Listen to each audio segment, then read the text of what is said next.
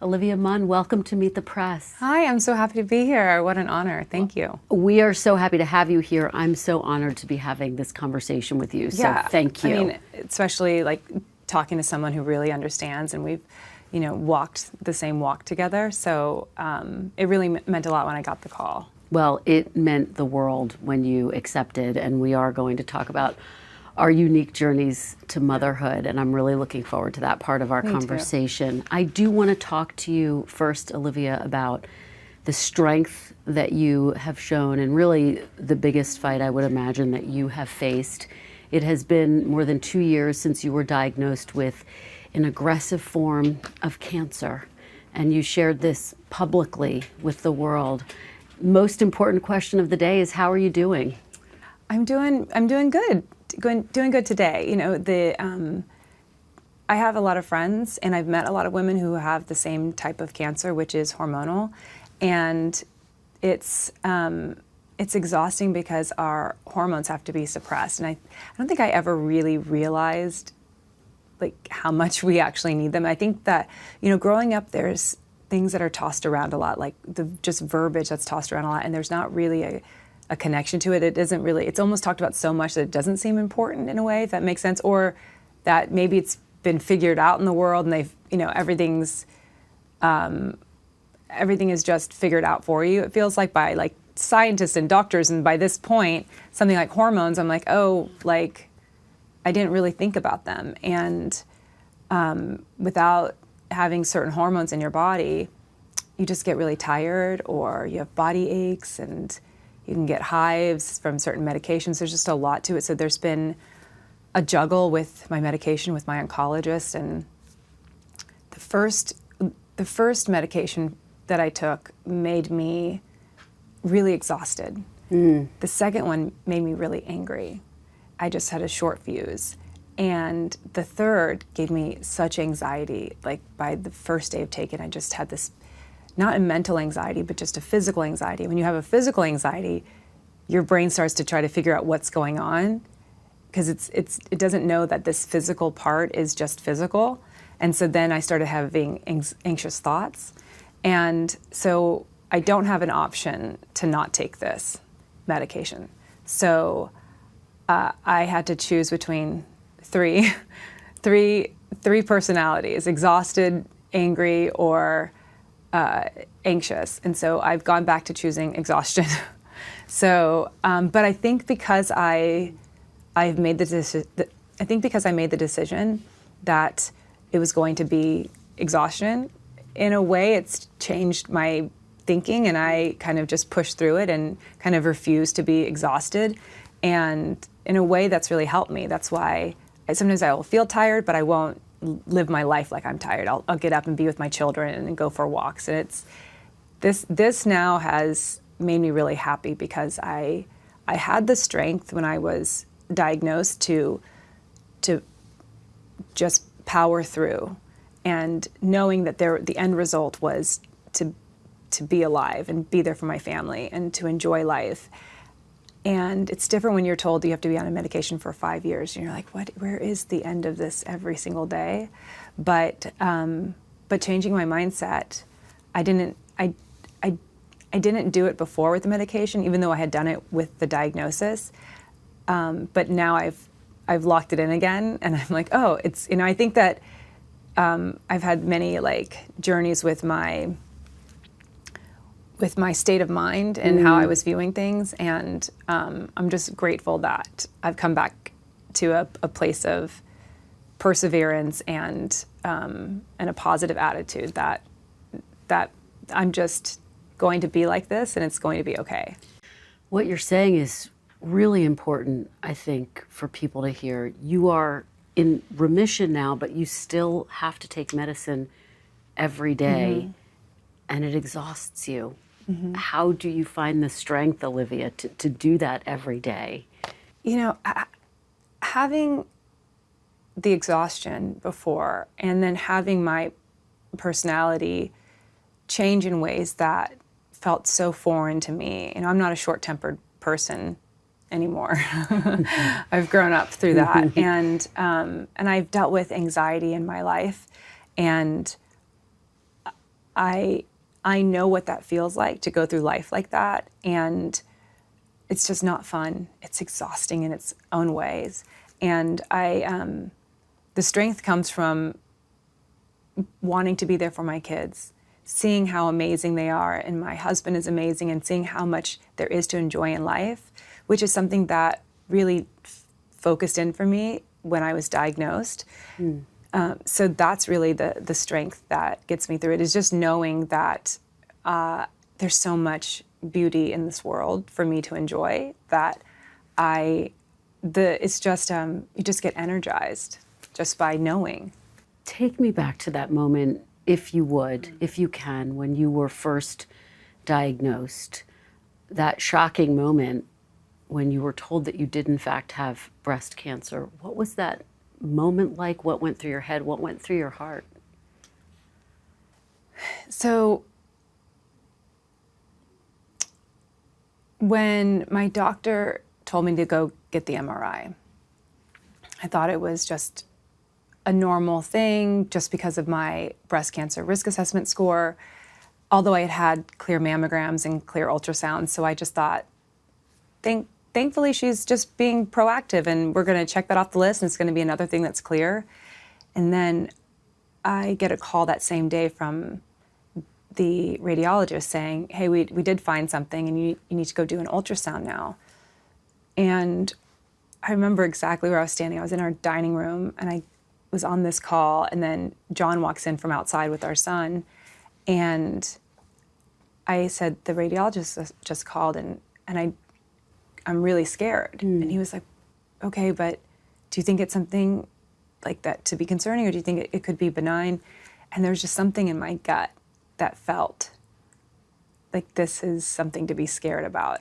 And I had reached out to one of my close girlfriends and had asked her if she'd ever done something like this. And she said, oh, yeah, I had an MRI. They found something too, and it ends up being benign, and most likely it's not. And I had actually have a few friends who are doctors and around the world, like, you know, in LA, but also like in South Carolina and in Montreal. And I was like, let me just ask people that aren't just like, you know, just around the world. I was like thinking that maybe just the more people in more locations would just make me feel better about having their expertise and their knowledge. And everybody said, no, you're too young. Like, you don't have to worry about this. This can't happen to you. Yeah, it can't happen.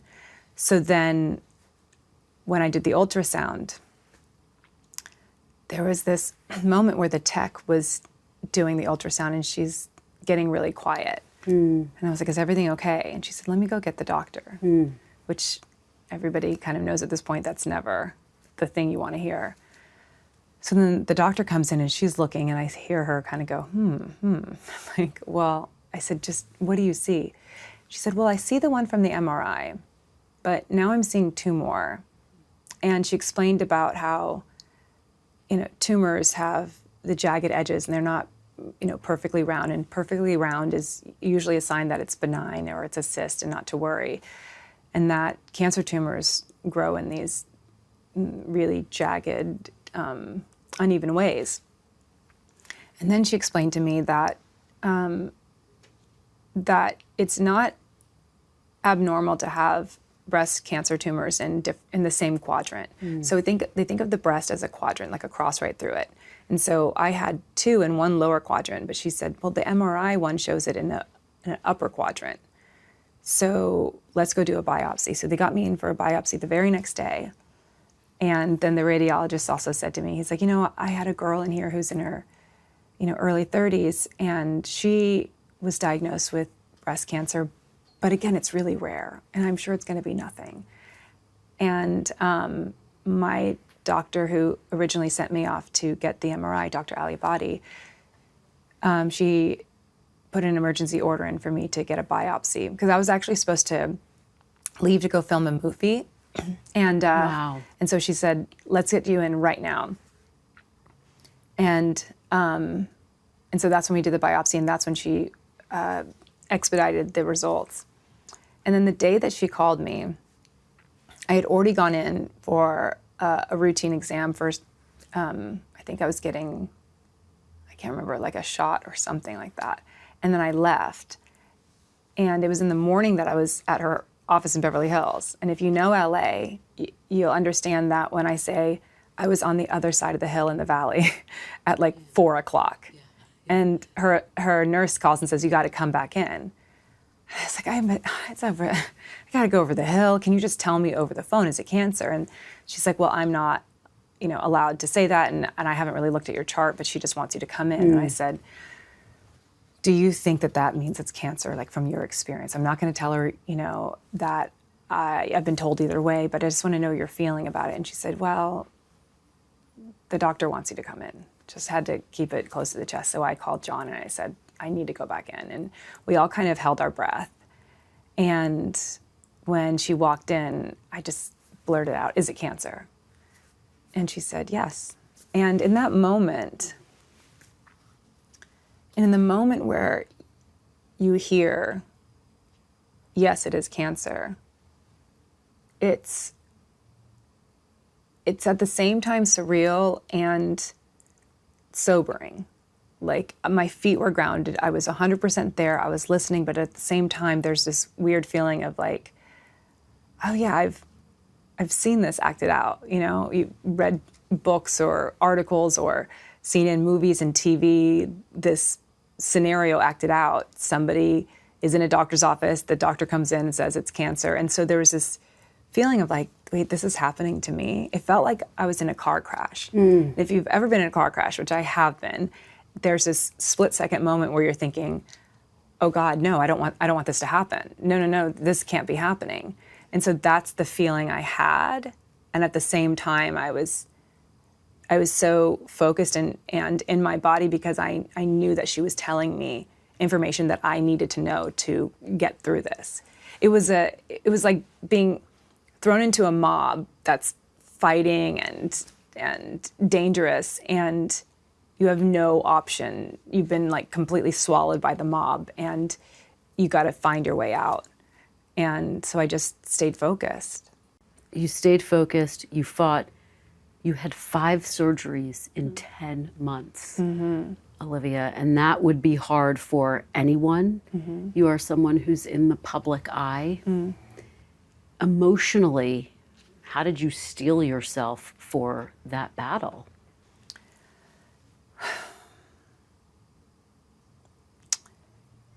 The only thing that came up in my mind about being a public person was that I didn't want any kind of outside attention or any speculation that I may not make it. And I didn't want to be this constant conversation. And I didn't want certain people in my life to know. At that point, I wanted no one to know. And then eventually, especially because, well, I didn't want anyone to know for the first couple days, but then I saw John struggling with it and knowing he had to keep it to himself. And then I just thought, he needs his own support system. So I told him, you can tell who you want. And then I started feeling more free to tell people, but I knew people who wouldn't be speaking about it publicly or posting about it or leaking it to somebody. And I needed it to stay private because I had to stay positive and I had to fight. I couldn't imagine going through a battle like this and having all this outside noise. And it wasn't until I was looking back on photos with my son, and just as you do, you kind of go through your photos and videos, and I saw this one of him and I playing in the front yard. And I thought, oh my gosh, I had cancer then and I didn't know it at all.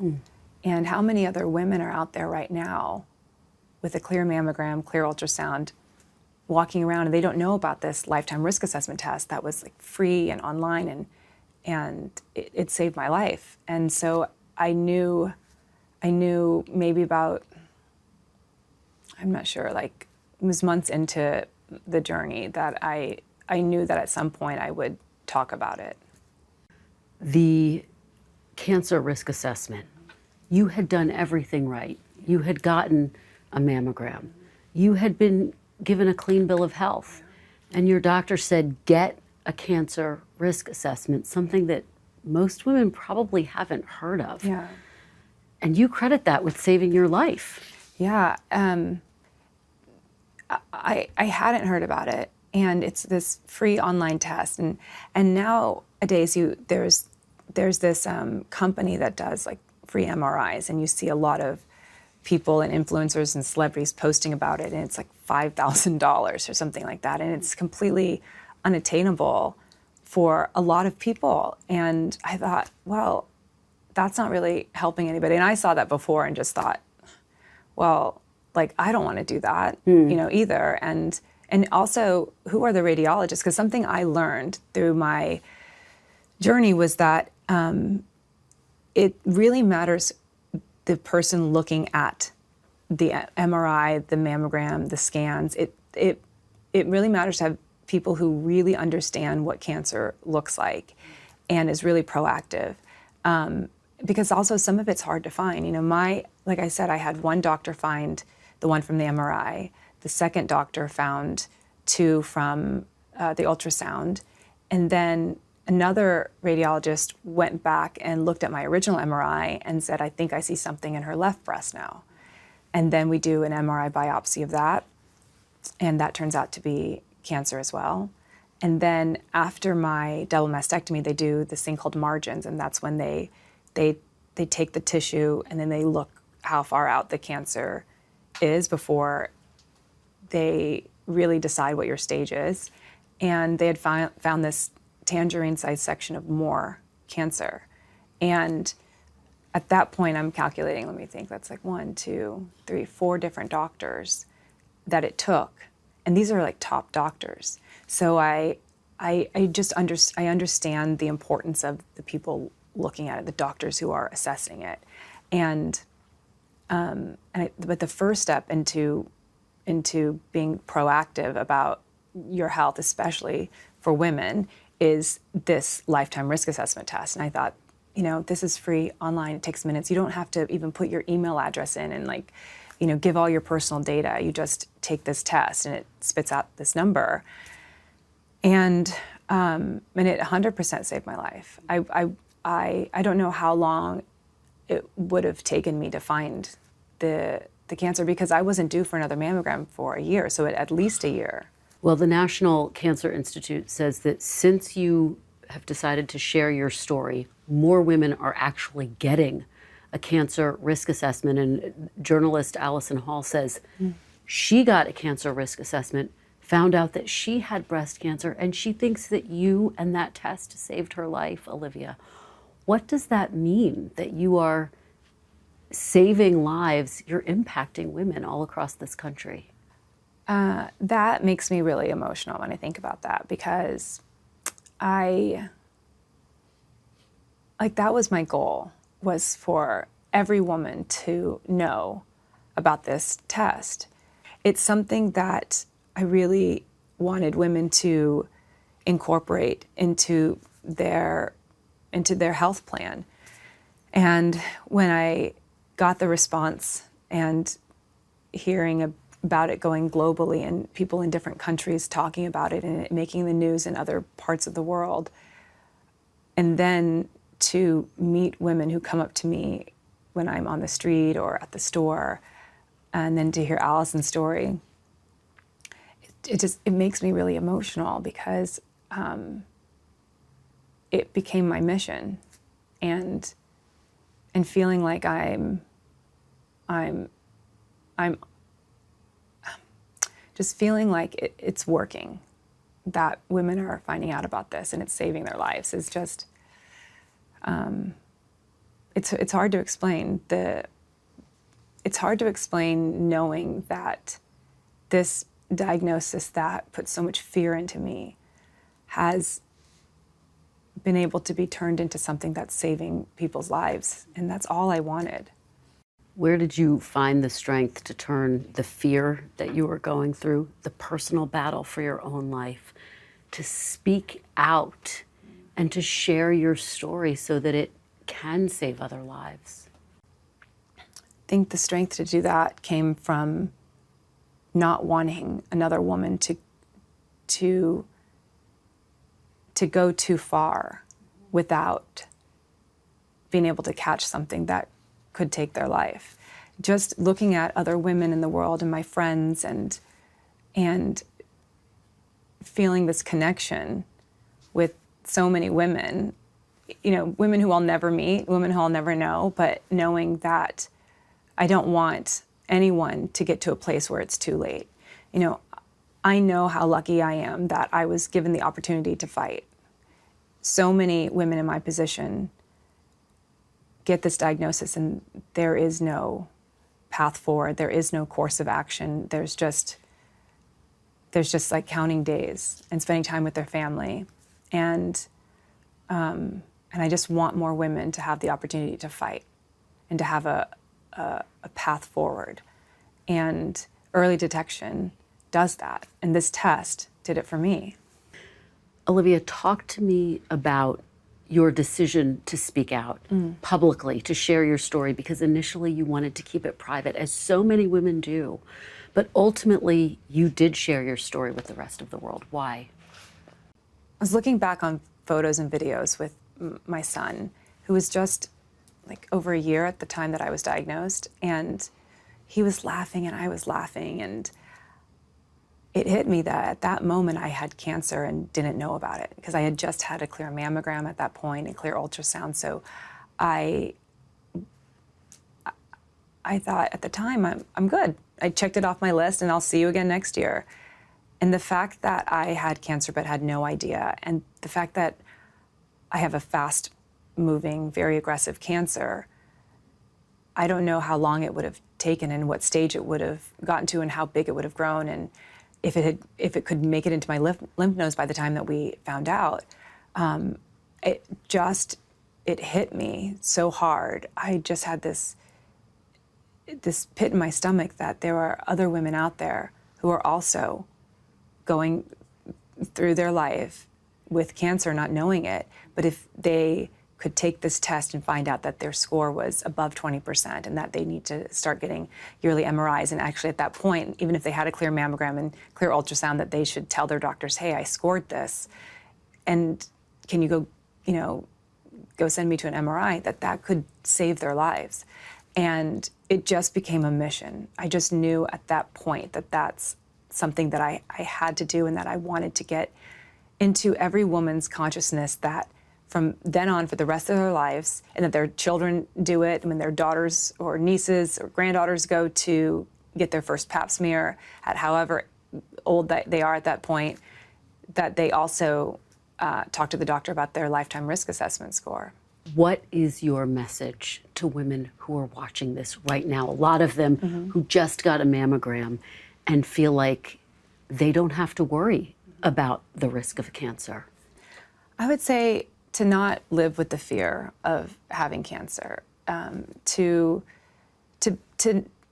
feel a lot of comfort that the mammogram is clear, because the mammogram is an important test and it has saved countless of lives.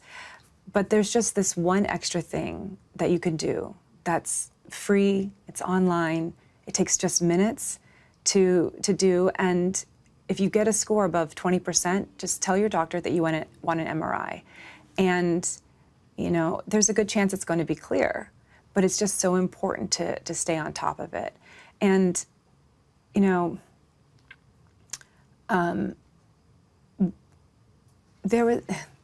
was this Super Bowl commercial that was about breast cancer this past Super Bowl. And they had approached me to be in it. And my first thought was, this is great. This is fantastic.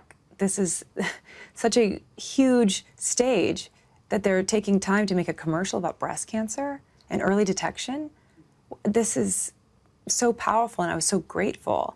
And I do believe that there was a good intention behind it. And I was like on the 1 yard line for completing the deal and doing all that, all the stuff that happens behind the scenes. Now it's time for the creative call. Yeah. And I'm on with the creatives who came up with this commercial. And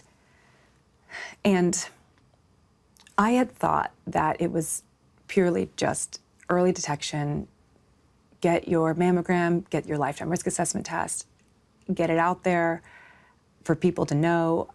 But it's a commercial. It's a Super Bowl commercial. So they want it to be, they want it to make a big impact. They want people to stop in their tracks and watch the commercial to get the message. It was all good intentions. Mm-hmm.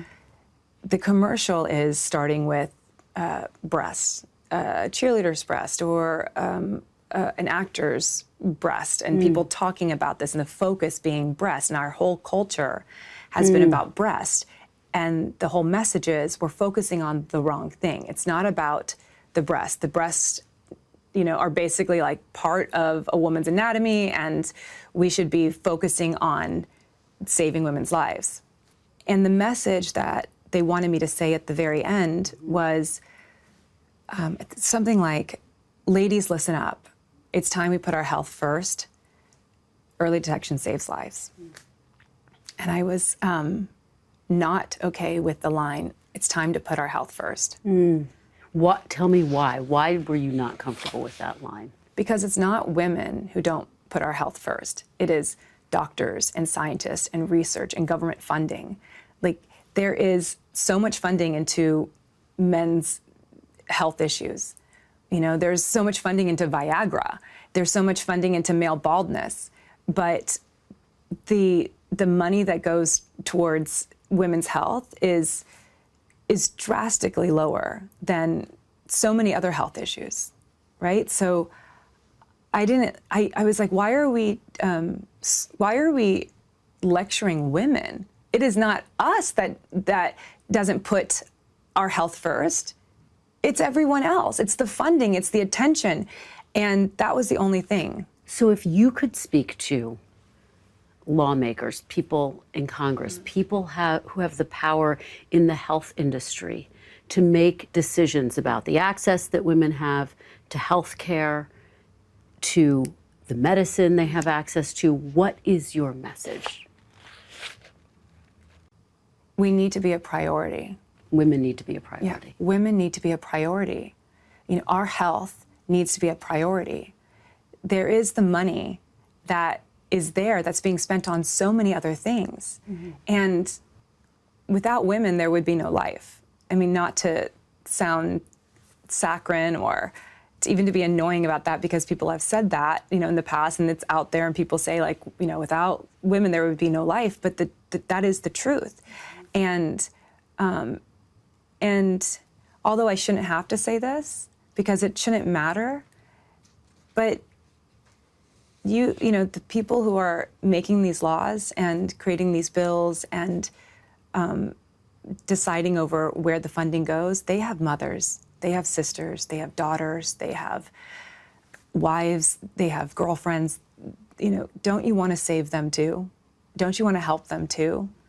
And if they're talking money, if it's all about money, we can talk money too. It takes so much less money to educate women on their options, to create options for women to have the best health care possible. And that's going to save you a lot of money. So just help us help ourselves. That's all we're asking for. We're just asking that you care enough about us to put money where we need it. As someone who is a mom, Olivia, and you had a precious little boy when you were diagnosed with cancer, how much was your son a driving force behind your ability to fight cancer head on? He's everything to me. He is the happiest little boy. When he was born, he smiled. Like in the hospital, that day, like within 10 minutes, I have a picture of him in utero, smiling. Like, he is just the happiest, sweetest little boy. And I just couldn't stomach the idea of him not having me in his life and what that would do. And as much as his dad would be there to take care of him and as much love would be in his life, like, that's an internal scar that that will be with him forever. And I just was like, no, I'm going to be here, and you're going to have an amazing life, and I'm going to be here, and I'm going to have an amazing life. And he was just everything that I needed to forge through. Because of your cancer battle, you went into surgical menopause. You decided to have a hysterectomy. Mm-hmm. Talk about that decision, the weight of it, how you and your husband, John Mulaney, decided to make what I can only imagine was one of the most difficult decisions. Yeah, that was a big decision. First going through a double mastectomy, I didn't truly understand what would happen emotionally. I was told that sometimes women have a hard time, when they have to have their breasts removed. And, I never connected my breasts with my femininity. I didn't worry about not feeling like a woman anymore. And I did have a lot of shock when I saw my breasts for the first time. I hadn't done the implants yet, and I was in these extenders that just hold the shape and let me heal. And those can make your breasts look like almost like squared off, and it was shocking for me. But it wasn't until I started talking about the possibility of removing my ovaries and removing my fallopian tubes and my uterus, and that I started just feeling more despair and feeling like, well, that means I won't be able to carry again. And I was already told I shouldn't carry, and that my doctor would strongly discourage it, but obviously it's my body, my choice. But having my uterus removed fully, I knew that meant I was closing a door and locking it. But my first drug that I had to take was this thing called Lupron, and it's a monthly shot, and it was debilitating. It was exhausting. I was in bed, tired, all day long. I mean, all day long. I would get out of bed and within a few minutes have to go back in. And my son was coming in to play with me, and that's when we broke our iPad rule and said, okay, you can lie in bed and watch iPad with me. And I couldn't do it. And so I thought about what this medicine was doing. And it was shutting down the hormone production in my ovaries. So I went to my oncologist and said, can we just take them out? And she said, that is an option. And I said, and while we're at it, can we just take out my uterus and my fallopian tubes? Wow. Because I want it to be one last place where cancer can show up. Let me just mitigate my chances of recurrence. And so that was the decision. It was a necessity for me to be there for my child and to be up and happy and have the energy. What was that moment like for you, Olivia, when you realized you would not be able to carry a second child? It's devastating. I love being pregnant. I loved it. And gosh, there's nothing like being pregnant for the first time. Your body is changing and there is this connection with your baby inside. And I mean, when you first find out you're pregnant, you're in the doctor's office and it's on this monitor, and the embryo is so tiny. And you go from watching it be so tiny to all of a sudden seeing a head form, and then there's fingers and toes, and you've just been there for every step of the way, and it's truly magical. And so first I was like, oh, I won't be able to experience that, but that was so small in my worry. The worry that came up very quickly was, how do I find me in the world? How can I find a mother who will love my child as much as I will love my child? How will I find a mother who will be thoughtful about the things she's putting into her body, or the interactions she's having with people, or the stress? And will she be in an unhealthy relationship? Will she be fighting with her partner a lot? Will her children cause her stress? Is she kind? And that stayed with me for a long time. I was just so worried. You, like me, and I had different reasons, but I also couldn't carry children. And so you decided to go the surrogacy route, which I did as well. And I know that that decision takes a long time to reach. Why did you ultimately decide that you wanted to work with a gestational carrier? Having our daughter meant so much to us. We knew that we weren't done growing our family. We really wanted this little girl to be in the world, and we needed her to be part of our family, and that was my option. There was no other option for us, and I just believed that I would find someone so kind and so warm and so loving and who had this calling in life. And so not having the option was the thing that got me through it. If we wanted to have her in the world, which we desperately did, then this was going to be my option. And I would not let my fear, I would not let my concerns and my worries stop my daughter from having a chance to be in this world. Like, that's what I have to do as a mother, is to be selfless and to put my children first. And that was the first step, was putting my fear aside. How did you do that? Your fear and what a lot of people feel is still stigmas about surrogacy that exist. You know, I didn't really know that there was a real stigma to it. I mean, I've heard people talk about it, and you know, you hear about it in the news, and some people get really upset about it, but you kind of move on. But then it wasn't until around that same time there was a really big conversation, because there was like laws being passed right here in New York. And people think of New York the same way that they think of California. It's really progressive and everyone is liberal, and they really believe in, you know, your body, your choice, and that would go for the surrogate as well. And I was shocked that there were people fighting against it. There were liberals fighting against allowing surrogacy to happen in New York. And there were people who were having to, one of my friends had to have a surrogate all the way in Ohio and had to get up and move her family and pause her career to go be there for the last month just in case the baby came early. And again, these are sacrifices that we are happy to make, but not everyone is in that position to take that time off of work and to go do that.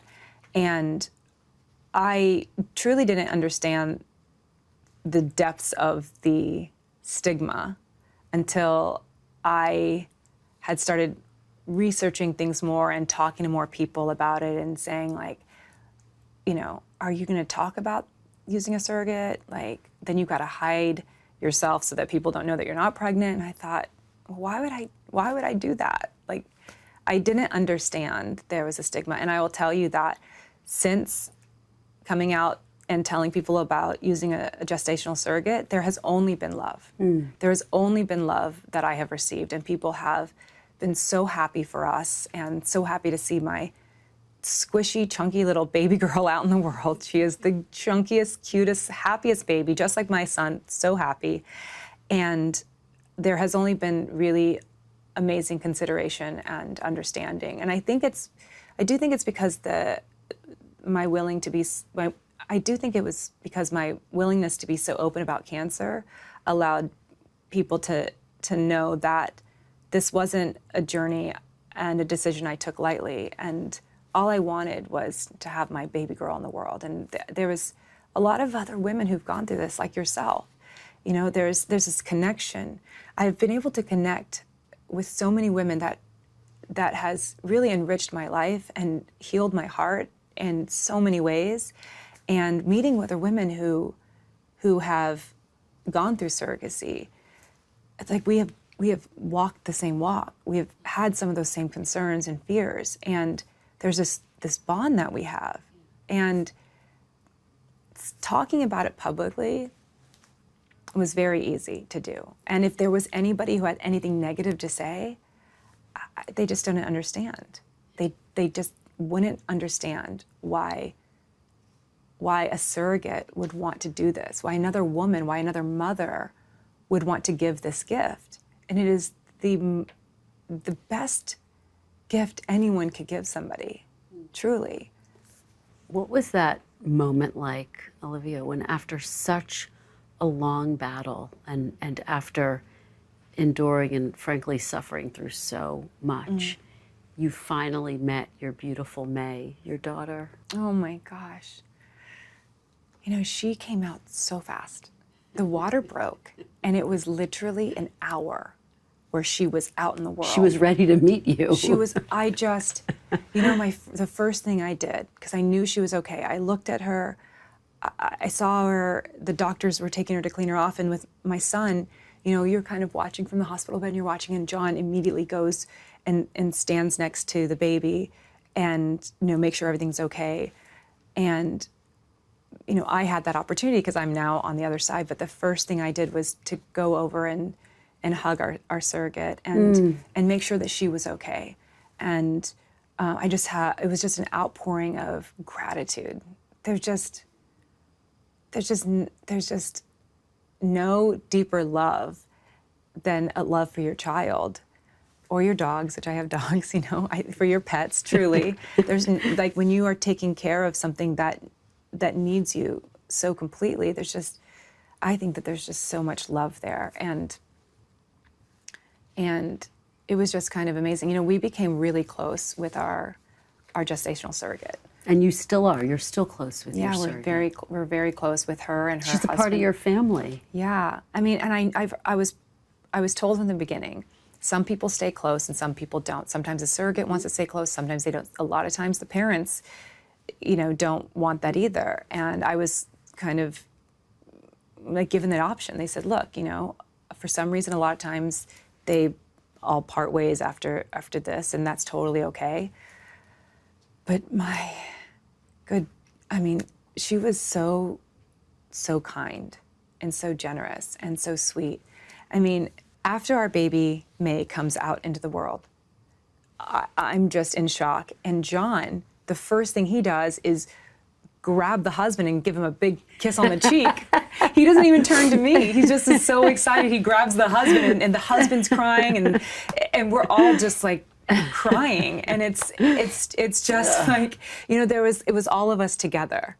You know, this baby was in the world because this couple was so generous with their life to give life to our daughter. So there was just so much love between the four of us. And I have found, as someone who also went the surrogacy route, that every time someone shares their story, it does feel like there's a community of support. What do you wish people knew about surrogacy that they may not understand?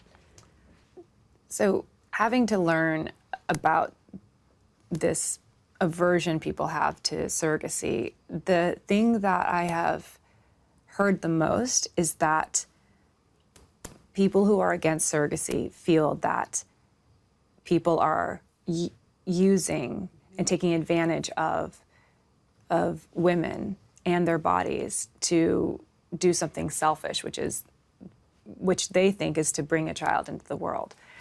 And then there's the idea too that, well, if you can't carry a child, that means that you shouldn't be having a child. Mm-hmm.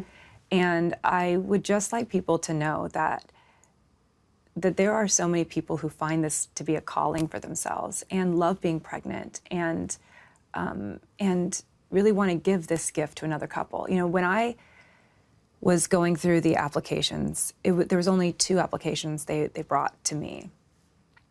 And one said that she really wanted to help a family with a mother going through cancer. Mm. That was very specifically noted. And I just felt like this is somebody who really understands what I'm going through and understands what it must be like to be told you can't carry your child. And she wanted to give that gift to me. So this is not unusual for people who choose to be surrogates. And I would like more people to understand that these are other people's personal choices. These are their choices that they're making. And at the end of the day, it's to bring a baby into the world. They're so innocent and they're so sweet, and and it's just all love. And I think that people should understand. Well, I'd like people to understand that they really don't understand the reasons and the morals and the life choices that somebody else is making that has nothing to do with you. As you are welcoming the blessing of being a mom of two, you also are having a wonderful moment in your professional career, starring in the series Your Friends and Neighbors with John Hamm. Yeah. And your character is strong and bold and complicated and beautiful and intriguing. But you went back to acting after 5 years. Why did you make that decision? And what has this experience been like for you to be a part of a show that's caught on so much? So 2020, there's COVID. 2021, I'm pregnant. 2022, I have very extreme postpartum anxiety. On a scale of 1 to 10, I'd put it at 100. It was so difficult for me to put on anything besides sweats and a flannel because I felt like I was fighting for my life every day. And I have to say that I'm so grateful that I didn't have any thoughts of self-harm or harming anyone else. And I have so much love and compassion for women who are dealing with postpartum because there isn't enough understanding out there. There's such a judgment on women who are going through this and some of the extreme things that they end up doing. It is sometimes, and a lot of times, out of our control. It is out of our control. Our hormones just completely deplete. We are carrying a baby, we are growing a baby, and your hormones just deplete. I wasn't able to produce a lot of breast milk. I was able to produce just barely a bottle a day. And that was enough to keep my hormones going. But then my son wasn't able to feed. And, I wasn't able to nurture my child, so I made the decision to go only to formula. And I didn't know this at the time, but when you stop breastfeeding cold turkey, your hormones just drop, and postpartum can come up at that time because there's not like a weaning off period. And it hit me so hard. It was like not long after I'd stopped breastfeeding, I remember I was lying in bed and at 4 a.m. my eyes just pop open and I start inhaling these labored breaths. And I had anxiety that lasted me all day long. And then the next day, 4 a.m., my eyes pop open. And it was like that every day for almost a year. And it was so difficult and so painful at times and so lonely, even though my husband was there for me, even though my friends were trying to tell me about different medications they're taking.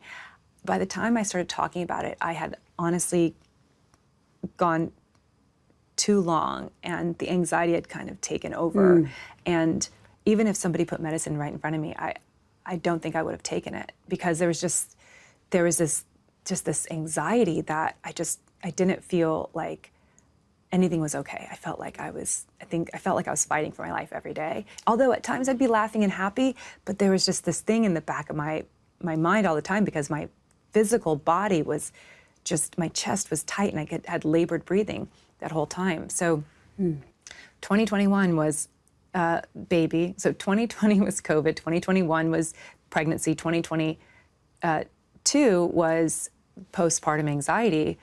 2023, just as the anxiety and postpartum lifted, I get the cancer diagnosis. And so then it takes me into 2024 when we start filming Your Friends and Neighbors. But before that, I had gotten the call from my agent, and she said, look, I know that you've told us that you are going to take a step back and that you don't want to work anymore. And I was very clear. I called them and I said, I just want you guys to know, I'm done acting. I think I'd like to go behind the camera. I just would like to produce or edit. Not that I didn't realize that that's a lot of work too. I didn't want to be so vulnerable in front of the camera anymore and having to do press and to do anything where I was putting myself out there, because that just felt exhausting. So you didn't think you were going to go back to acting. Then you get this call to do Your Friends and Neighbors. It's now a hit show on Apple TV. What does it feel like to be acting again and to have this vibrant, strong, incredible role? Oh, thank you for saying that. It's incredible. You never know when you create anything if people are going to like it or hate it or love it, and whether it's going to hit this moment in pop culture where people are all watching it and talking about it. And when it happens, it's so exciting. And I get so many messages from friends in our business who are like asking me, like, who killed Paul? Who killed Paul? And I'm like, you have to wait till the finale. We can't say it here. Yeah. Well, it aired. Yeah. For those who haven't seen it, yes, no you. spoilers. But it's just, there was so much.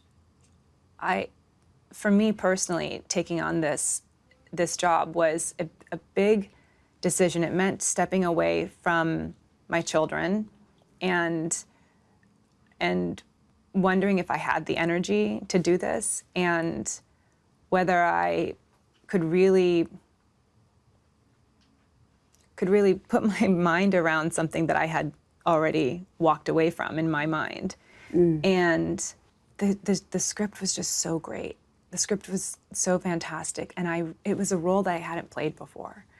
And I wanted to really give it everything I had. When I read the script, I was like, I gotta do this. When you think about where you are right now, two beautiful children, this incredible role that has energized and excited so many people all across the country, what do you think when you think back to the journey you traveled to get here? It's unbelievable to me at times.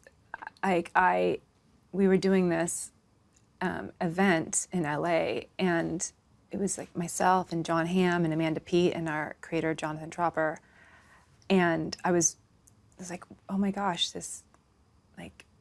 wait, what month is this? This is like, it's been 2 years since I was being wheeled into surgery for a double mastectomy. It's been 2 years since they told me, hey, there was more cancer. I'm sitting there and I'm in front of this audience with people who have loved the show, and it was unbelievable. I said, I can't. I said to myself, like, I cannot believe that I'm sitting here right now, with this amazing cast and this creator. Like in just 2 years, like there's no way I would have ever thought that. I mean, the fear that I felt in those moments and having to hold on to so much of it and being so afraid of what was going to come and having to be stoic. And then now I have this show where I'm able to just completely delve into a character and be open and be vulnerable and have all these complex nuances. It was just unbelievable. You are such a fighter, Olivia. Do you see yourself as an advocate?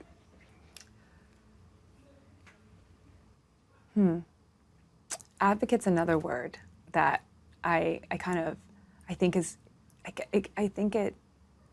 know by the definition it's the accurate word, but I feel like it's thrown around a lot, and for people who don't, I think there is like people who advocate and then there are like advocates. And to me, I think of myself as someone who advocates for women, and it has become my mission in life. There's just a few things on my purpose list, which is to be a great mother, to be a great wife, to be a great sister and friend, and to help as many women in the world know about the Lifetime Risk Assessment Test.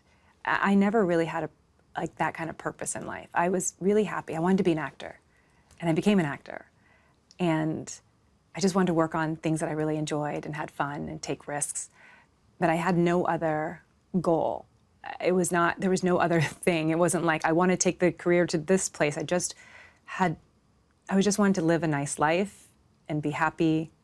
And now I have a very purposed mission in life. And just finally, Olivia, what is next for you? We are currently filming season 2 of Your Friends and Neighbors. And my husband finished his Netflix show, and now he goes on tour, and our family just picks up and moves all the time now. And there was a time recently where I was like, oh, it's so hard with our schedules, and now where you're going. And he's filming this David O. Russell movie in Atlanta, and that's his first movie, and I'm filming at the same time, and we never want to be apart like this. But I know as another actor, I know how special this opportunity is, and to work with one of the most prestigious directors of our generation, of any generation. And so I thought, you know what? I'm not gonna look at this as a problem. This is our life. And God willing, we will work as long as we can in this world. And that just means that we get up and we move a lot. And so instead of feeling like this is so frustrating and how are we going to schedule this, and this is like so exhausting and so stressful, I was like, no, it's not stressful. This is just how we live. And that has changed everything. And so where I am right now and where I'm going is just to a place of happiness and health. Olivia Munn, thank you so much for being here and for sharing your incredible story, your strength. We're so grateful. Thank you so much for having me. It's been a real joy, and I'm just so grateful that you opened up about your journey as well, because that's something I had heard about, and so there was this connection that I had with you and gave me the strength and optimism to talk about it myself. Well, it's an honor to have you, and I cannot tell you how much strength I have gotten from you sharing your story. So thank you. Thank you so much.